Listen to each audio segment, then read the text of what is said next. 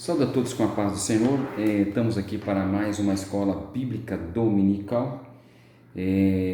Aqui essa escola bíblica dominical ela é direcionada aos alunos da classe Sara e também da classe Abraão, da classe de senhoras e de irmãos da Igreja Evangélica Assembleia de Deus do Templo Sede de Cascavel, no estado do Paraná.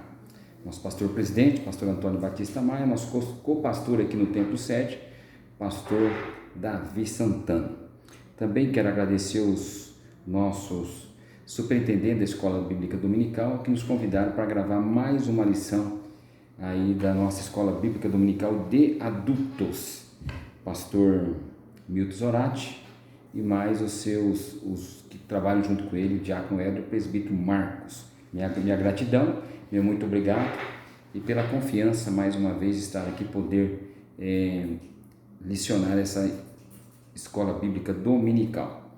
Então nós na classe de adultos estamos estudando a fragilidade humana e a soberania divina. O sofrimento é a restauração de Jó. Nós vamos estudar a lição A Teologia dele faz, Só os Pecadores Sofrem, lição de número 6, que vai ser publicada, ela vai estar disponível aí no dia 8 de novembro, certo? Então nós vamos essa lição, temos que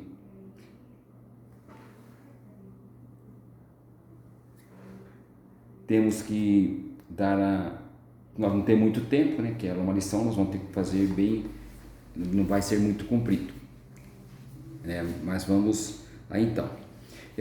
Textual: lembra-te agora qual é o inocente que jamais pereceu e onde foram os sinceros destruídos?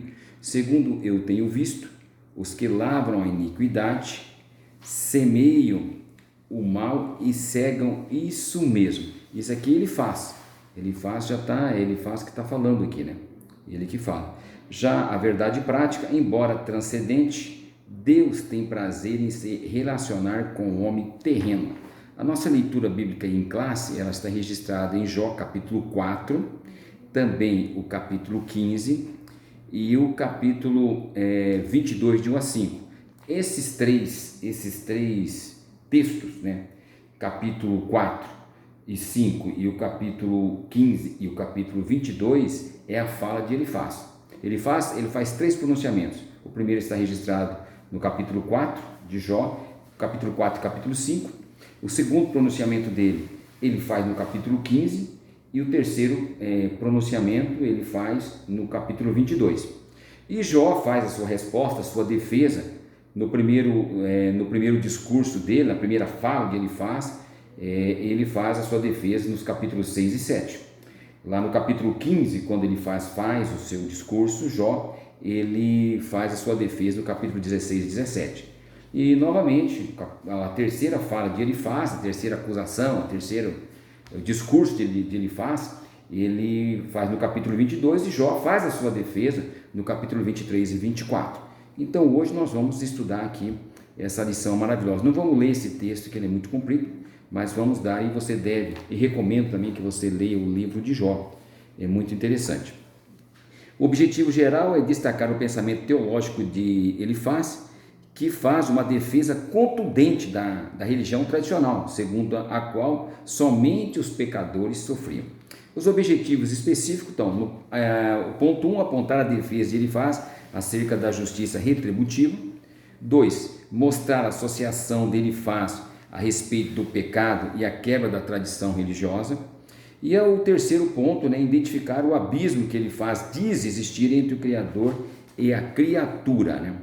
Vamos na introdução já dessa lição. Nessa lição estudaremos o discurso de Elifaz. Ele é o primeiro amigo de Jó a expor a sua concepção teológica acerca da situação degradante em que se encontrava o homem de Uz. Neste sentido, veremos que para Elifaz a justiça retributiva é certa. A justiça retributiva é certa, ou seja, só os pecadores sofrem. O justo não passa por reveses. Para ele, Jó contrariou esse ensinamento, atacou a forma religiosa de pensar e, portanto, feriu a ortodoxia que deveria guardar. Finalmente, veremos também as respostas de Jó a cada acusação de Elifaz. Nós estamos olhando aqui, vendo aqui, a primeira, na introdução, ele não está totalmente equivocado. Ele tem, em partes, ele está certo. Porque a lei da semeadura ela é bíblica.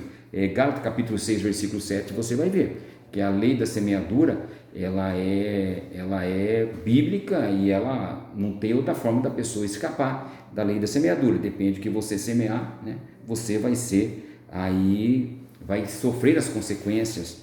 Uma hora ou outra ela vai chegar, a cobrança vai vir. Então totalmente ele não está errado, mas da forma que ele está colocando aqui para que Jó está acontecendo, aí ele está equivocado. Não é dessa forma que vai acontecer, que no decorrer da lição nós vamos estudar. Aí o primeiro ponto, né, vamos ao primeiro ponto, é os pecadores no contexto da justiça retributiva. Ele é distribuído também, esse aqui, ele é em 3 partes. O ponto 1, a lei da semeadura e da colheita. Ponto 2, o homem colhe o que plantou. E o terceiro ponto vai falar sobre a queixa de Jó, né, a defesa de Jó a respeito desses. Então vamos lá. A lei da semeadura e da colheita. Nós já falamos, né, já comentamos aqui que a lei da semeadura ela é bíblica, né? Gálatas capítulo 6, versículos 6, 7 e 8 ali, 7, 8 e 9, você vai ver mais a respeito disso aí.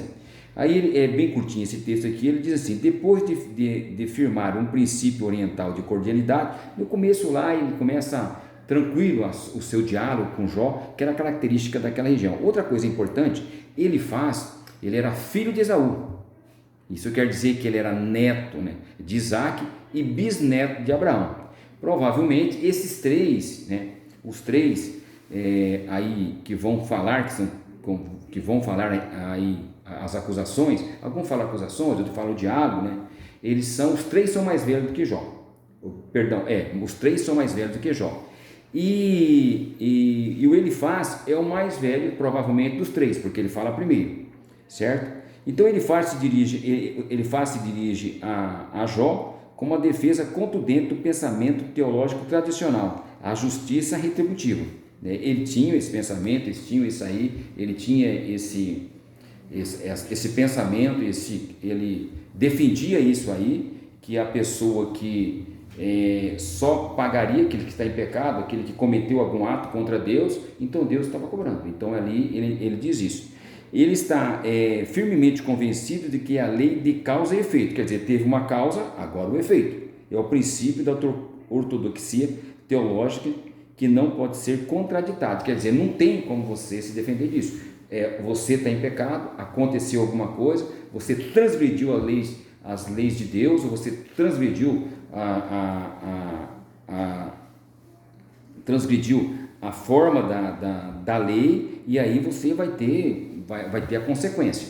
Mas se você ficar atento, lá no Salmo 73, o salmista também disse, ele fala assim: olha, Senhor, é o seguinte, eu estou vendo aí os ímpios prosperarem, os ímpios estão tão bem, e eu estou sofrendo, e eu não fiz nada, eu não devo nada, e por que os ímpios eles prosperam e eu não? Então você veja bem, ela não bate essa situação. E outra coisa, se você for ver lá, Deus testemunhou de Jó. Olha que coisa maravilhosa. Quando Deus há essa permissão do inimigo tocar, Satanás tocar nas coisas de Jó, mas não tocar na vida dele, né? Deus que dá o testemunho, fala assim: ó, viste o meu servo Jó? Mas ele defende que a pessoa pecou, ela está em pecado, né? Então é uma lei da semeadura. Ele teve lá uma situação, né? E agora ele está colhendo. Efeito causa. Teve um efeito, agora tem a causa que ele está comentando. Então é o que ele defende, mas ele está equivocado. Vamos em frente. O homem colhe o que plantou. Essa primeira parte do discurso compreende os capítulos 4 e 5. Aqui é interessante outra coisa nós informar vocês. Aqui, meus irmãos, começa a partir desse momento dessa lição número 6, nós começaremos a estudar a parte principal do livro de Jó, os diálogos de Elifaz, Bildade e Zofar. Então eles vão ter daqui para frente, então as outras lições, as próximas lições, você não pode perder, você deve acompanhar, que aí, conforme nós já falamos, vai ser o discorrer de todas o diálogo, né? Ou diríamos assim, a acusação de cada um e a defesa de Jó. Então aqui, a partir de agora, nós estamos adentrando na principal parte aí do livro de Jó, tá bom? Em que defende, aí ele coloca capítulo 4 e 5, ele faz falando, né, que ele defende que o homem colhe o que ele plantou, segundo eu tenho visto, olha só o que ele fala, segundo o que eu tenho visto, os que lavram iniquidade e semeiam mal, cegam isso mesmo. Para ele faz, nós habitamos em um universo moral que exige consequências das nossas ações. A Bíblia mostra esse princípio. Por exemplo, o salmista afirma que Deus é bom e justo e por isso recompensa os bons e pune os maus, certo? Em partes ele está certo, mas também nós voltamos a dizer que em partes ele está errado, né? Se você for ver lá o Salmo capítulo 1, né? E o versículo 6, ele é interessante. Nós lemos aqui esse Salmo, o capítulo 6, ele até o versículo 6, né, o Salmo 1, ele fala assim, bem-aventurado o homem que não anda, olha só, aí ele coloca, no conselho dos ímpios, não se detém no caminho dos pecadores, e nem se assenta na roda dos escarnecedores. Quer dizer, ali é gradativo, se você for não tomando certos cuidados, não vigiando tudo, você vai acontecer que você vai começar a andar, a se deter e se assentar, quer dizer, daqui a pouco você está envolvido. Aí ele fala, no versículo 6, pois o Senhor conhece o caminho dos justos, mas o caminho dos ímpios perecerá. Então Deus sabe, Deus conhece. O Novo Testamento também atesta esse princípio, porque os olhos do Senhor estão sobre o justo, mas o rosto do Senhor é contra os que fazem males. 1 Pedro 3:12. Portanto, ele defende que o pecado sempre produz consequências, mas que somente os pecadores pagam por isso. É errado. Quando nós temos visto aí pessoas temente a Deus, ou mesmo as pessoas que não são cristãos, que não são crentes, mas que passam por situações dificílimas. Como nós estamos vendo pessoas injustas que passam a vida inteira nessa face da terra e não tem consequência nenhuma aqui, mas vai chegar o dia que ele vai ter que se apresentar diante de Deus e ali vai ser colocado tudo a limpo, né? Tudo a limpo. Então ele fala isso, aí ele continua dizendo, pagam por isso, assim segundo ele faz, e Jó estava sofrendo, era porque havia pecado, ele estava em pecado, cabia a Jó então assumir a responsabilidade moral do seu pecado e não havia outra opção. Olha só, ele não deixou outra opção para Jó. Falou, olha, você fez isso, né? E já está, a consequência foi, né? A consequência foi e você deve. E não é bem isso. Se nós formos olharmos lá no Novo Testamento, quando Jesus curou, estava indo caminhando, né? Lá em João capítulo 9, versículos 2 e 3, né? E também ele se encontra com o cego.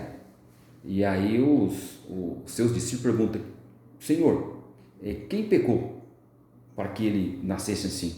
E Jesus disse, não, ninguém pecou, isso é que vai se manifestar a glória de Deus. Se nós formos ver também lá o paralítico lá de Betesda, João capítulo 5, versículo 14, né, você vai ver outra coisa interessante também. Quando Jesus encontra ele no templo, ele fala para Jesus, você está aí? Que bom, o negócio é o seguinte, você vai e não peque mais, para que não aconteça males maiores na sua vida. Então, gente, essa teoria dele é incabível, né? Incabível. Então nós vemos isso e nós temos muitos testemunhos, como podemos ver, estamos vivendo o tempo da graça. Então ele defende, mas ele está equivocado. Mas em partes ele também está certo, né? Quantos são os que não fazem acusações precipitadas quando alguém está passando por momentos delicados da vida? Ao julgar precipitadamente, muitos cometem injustiça e esquecem de que Deus é quem pode ver todo o lado da questão. Então aqui o comentarista dá um alerta para nós, que muitas vezes a pessoa está passando uma provação, está passando um momento difícil, né? Mas não quer dizer que ele pecou.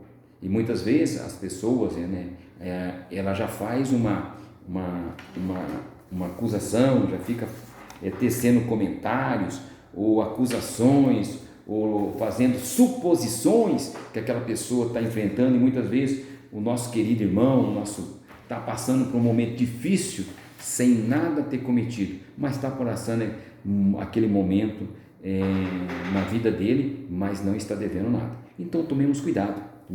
Quando nós vemos uma pessoa numa situação, passando um momento difícil, nós devemos procurar ajudar, orar por ele, né? Ouvir se for possível. Tem muitas vezes a pessoa quer desabafar, quer conversar, deixar de falar, e orar por ele. Não fazer acusações, não fazer suposições, não fazer comentário, mas ajudar, tá bom? Vamos em frente. Nesse aí, o teu terceiro ponto, a queixa de Jó. Em sua defesa, Jó se contrapõe à teologia de Elifaz,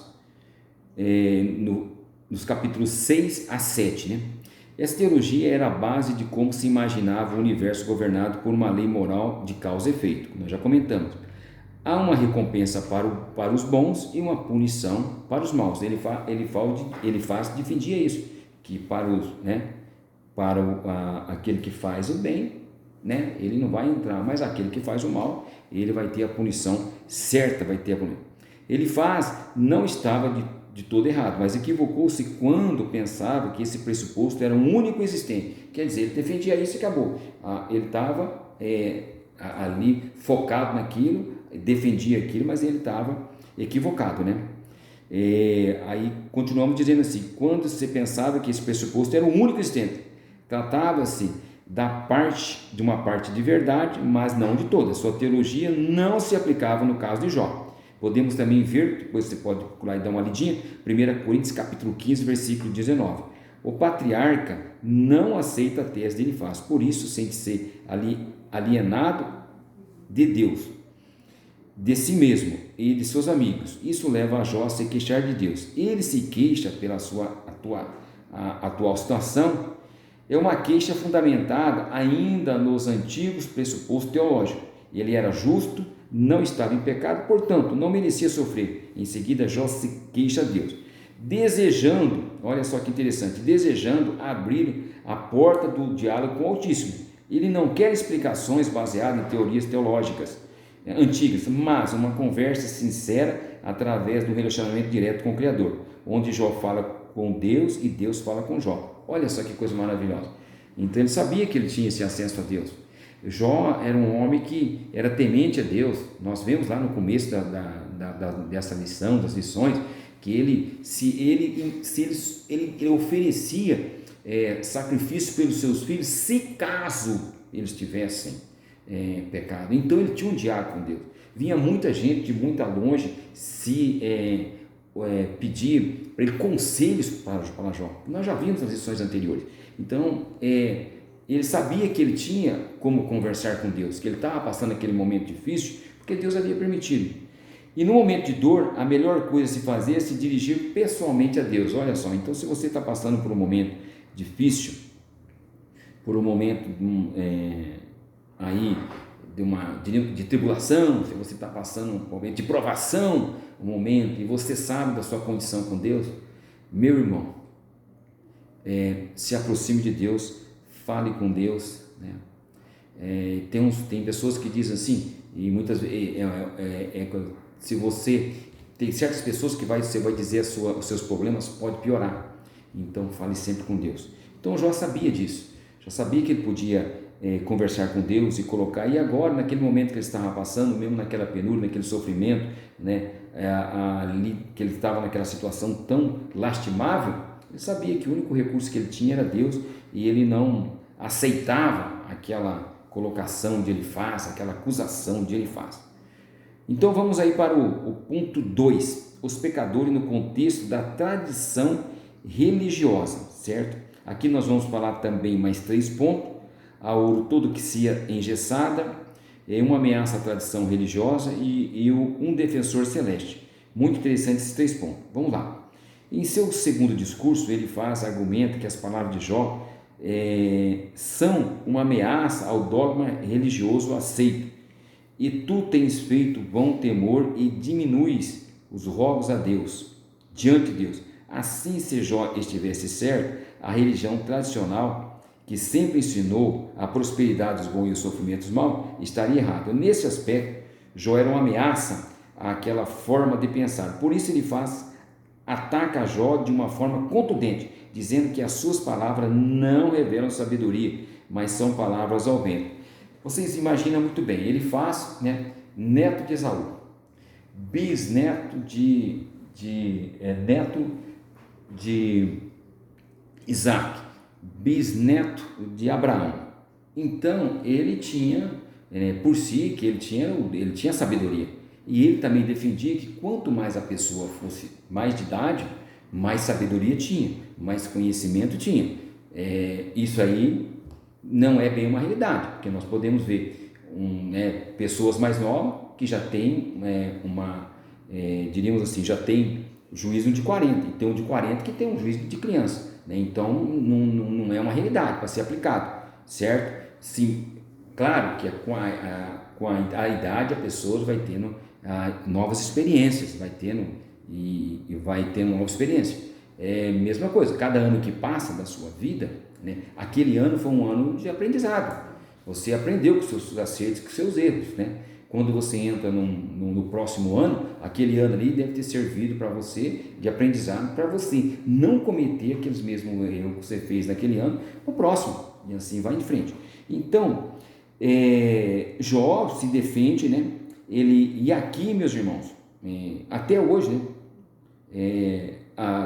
Jó, ele está certinho. Você vê que Jesus, ele também coloca, no Novo Testamento, se você ver, Jesus fala assim, o negócio é o seguinte: quem quer seguir a mim, renuncie o quê? A si mesmo. Tome a sua cruz e segue-me.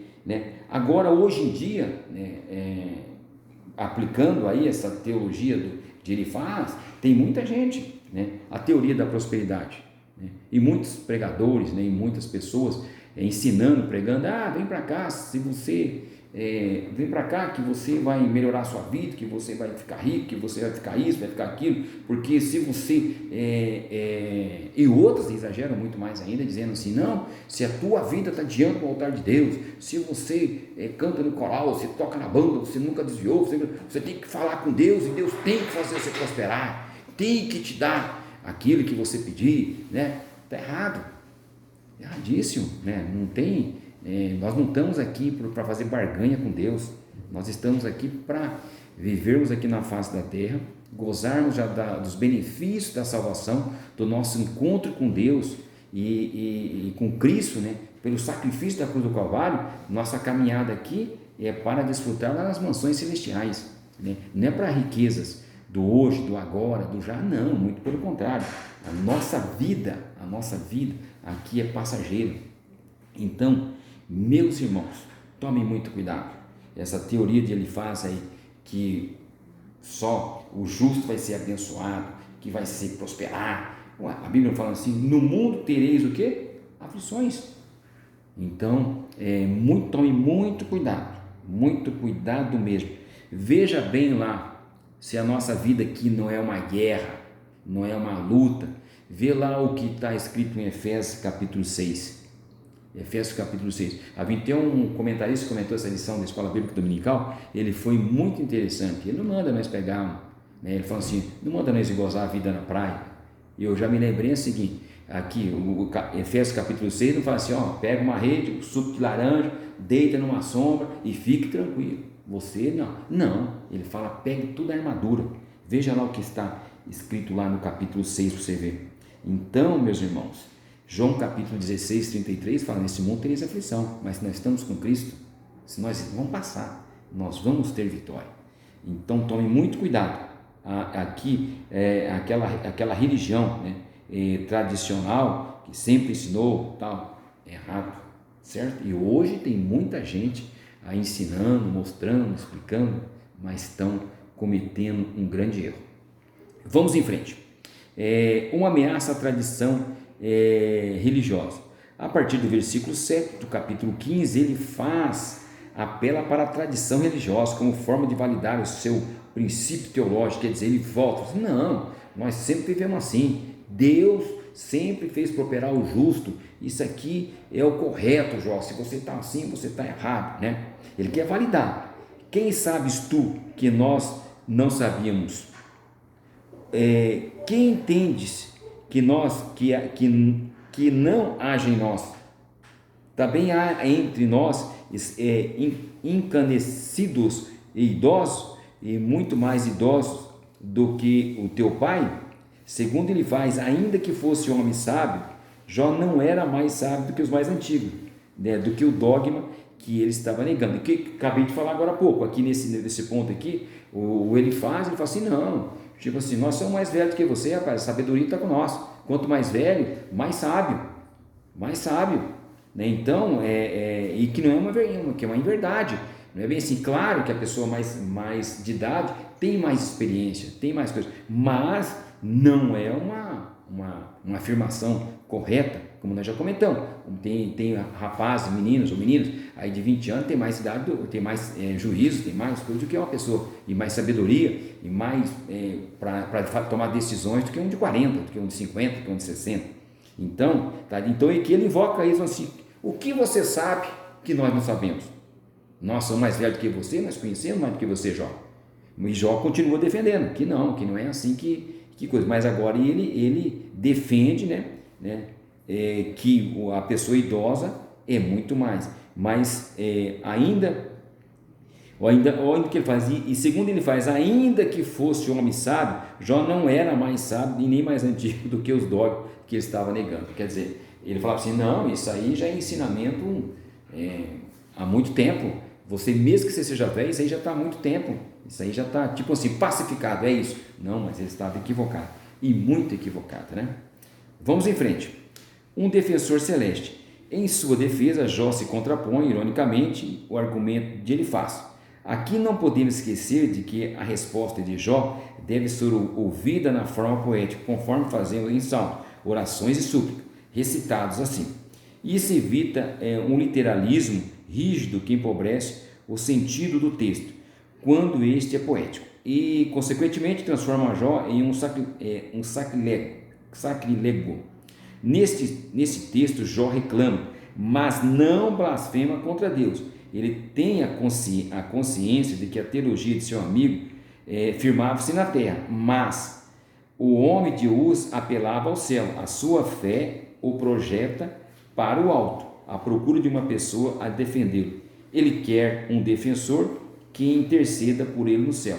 Então, meus irmãos, aqui o que ele está querendo, ele faz a sua reclamação, ele está naquela situação deplorável, e os três amigos dele perto dele passam lá vários dias sem conversar com ele, e depois começam as acusações de que eles tinham certeza que ele não estava correndo com ele, que eles não estavam. Mas Jó sabe que ele tem Deus que pode ir condiar com Deus, e ele aqui ele se coloca, ele coloca em que ele precisa então de um defensor dele do céu.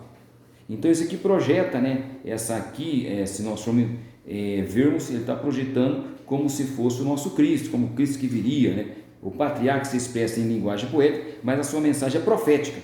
E seu anseio é por um mediador, a prenúncia do justo advogado, Jesus Cristo. Aqui ele está fazendo uma mensagem profética que vai ter um justo advogado que vai interceder por nós lá no céu. Quando as acusações vierem, quando os problemas vierem, quando as dificuldades vierem, né, contra nós temos o justo advogado que intercede por nós, que está sentado à destra do Pai, que é Jesus Cristo. Então é interessantíssimo. Então aqui Jó se contrapõe, ele faz novamente, dizendo que Deus, né, que a ligação dele está com Deus no céu, e que ele vai ter esse momento de falar com Deus, e que tudo isso aí vai ter. Mas ele está pedindo ali um brado de socorro, que ele necessita de um intercessor no céu. Vamos em frente? Já estamos aí caminhando para o ponto terceiro, os pecadores diante do Deus infinito. Deus não se importa com as quimeras humanas, né? Aqui na nossa trajetória, aqui da vida, aqui da terra, né? Ele está dizendo assim, não, Deus não vai se importar aí com qualquer coisa, com qualquer choramingo seu, qualquer coisa que você esteja passando, né? Ele começa em seu terceiro discurso, né? Elifaz apela para a transcendência divina ao atacar Jó. Grosso modo, a transcendência diz respeito ao conjunto de atributos do Criador, que ressaltam a sua superioridade em relação à criatura. Significa que Deus está acima da criação e não é limitado por ela. Realça, portanto, a infinitude divina, em contraste com a finitude humana. Para Elifaz, o sofrimento de Jó era um atestado de que havia pecado e, por isso, Deus o havia abandonado. Olha só que pensamento inconsequente, né? Ele está querendo dizer que ele foi abandonado, ele está naquela situação porque ele pecou, ele está em pecado, né? A teologia dele destaca que Deus transcendente, porém distante, que não se importa muito com o que acontece aqui na terra, indiferente às coisas que criou. Não adiantava Jó chorar ou reclamar, ele precisava de se arrepender, né? Olha só que coisa interessante, como Deus sempre quer ter relacionamento com o homem. Se nós formos olhar lá atrás, desde em Gênesis, né? E lá em Gênesis é interessante que Deus, quando o homem peca, né? Adão peca, ele não chega acusando o homem, ele chega no lá e pergunta assim: Adão, onde está tu? Ele não chega acusando, olha a pergunta que faz. Se você for mais à frente, quando Caim ele mata Abel, ele também não chega lá, ele pergunta para Caim: onde está o seu irmão? Ele não chega acusando, Deus não. Então Deus se interessa sim, Deus até hoje ele se preocupa com nós, né? Ele se importa, Deus se importa com o homem, Deus se importa com você, irmão e irmã, as tuas dificuldades, os seus problemas, aquilo que você está passando, né? Tem um corinho bem conhecidíssimo, né? Que quando eu fiquei crente, há alguns dias atrás, né? Ele fala assim: conta para Jesus onde é a sua dor.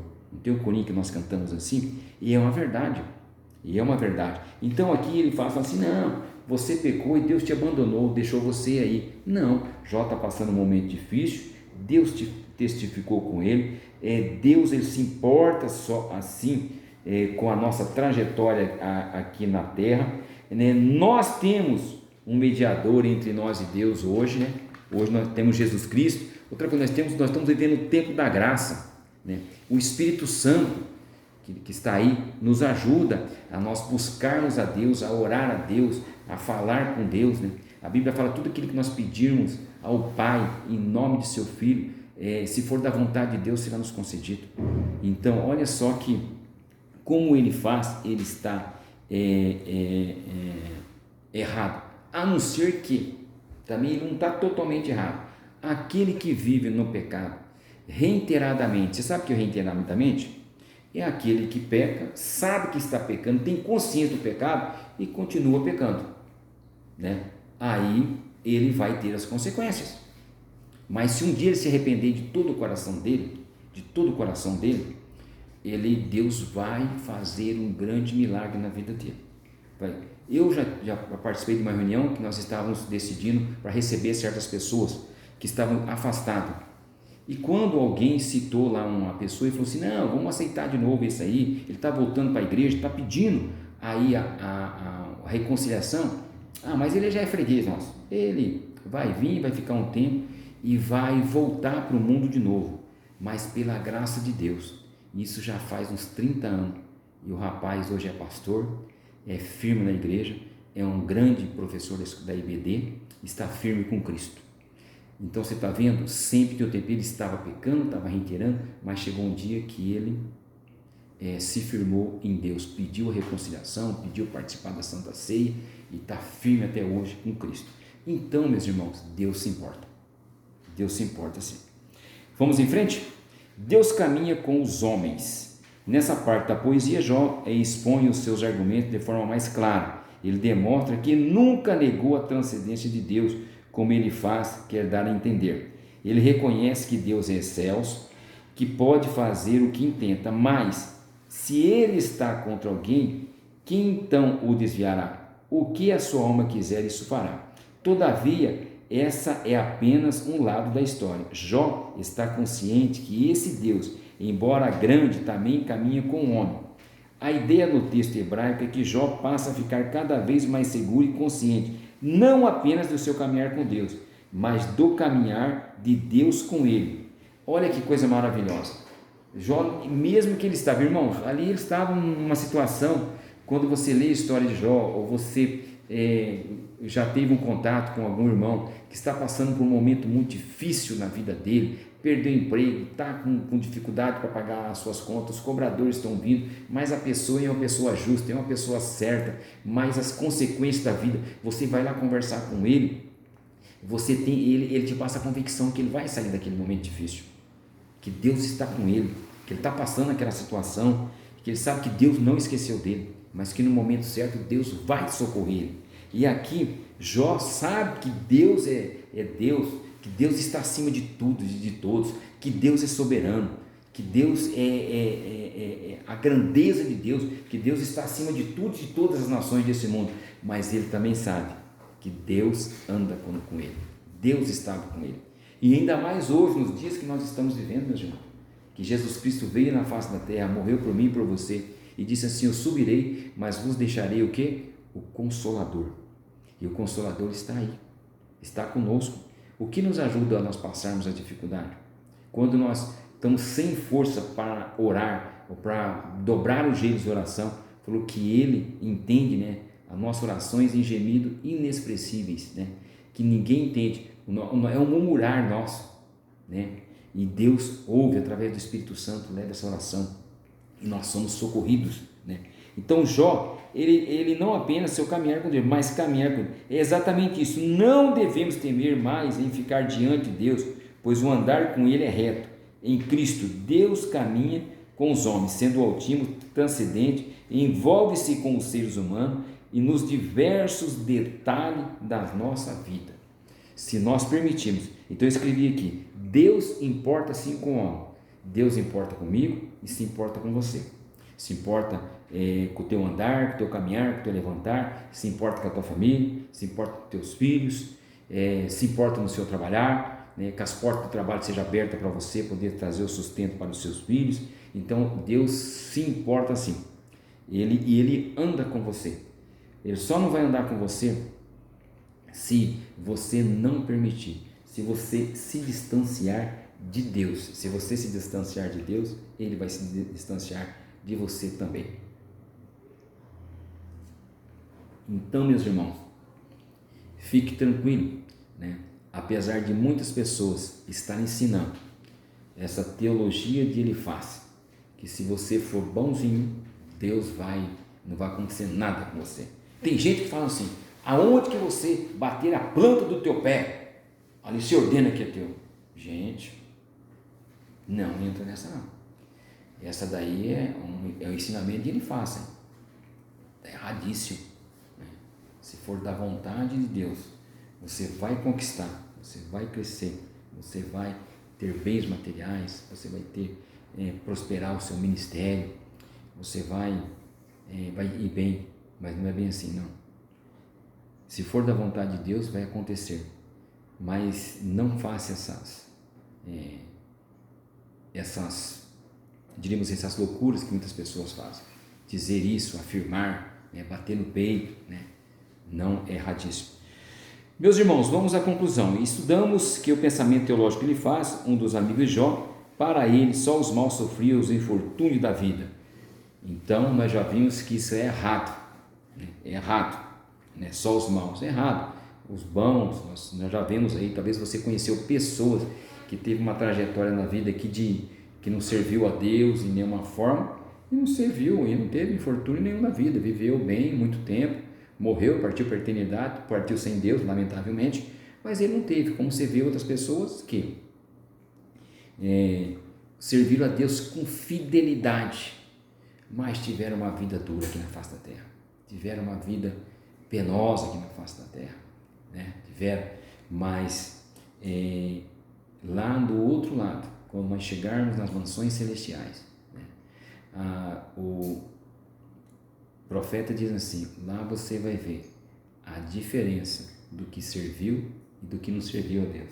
Você vai ver a diferença do que serve a Deus e o que não serve a Deus, Ele estava convencido de que, se negar a reconhecer que estava em pecado, Jó depunha contra a religião tradicional que sempre associou as desgraças e o cometimento de algum pecado. Quer dizer, se cometeu algum pecado, está passando ali, por isso vai passar. Se você está numa situação dessa, porque você está em pecado, né?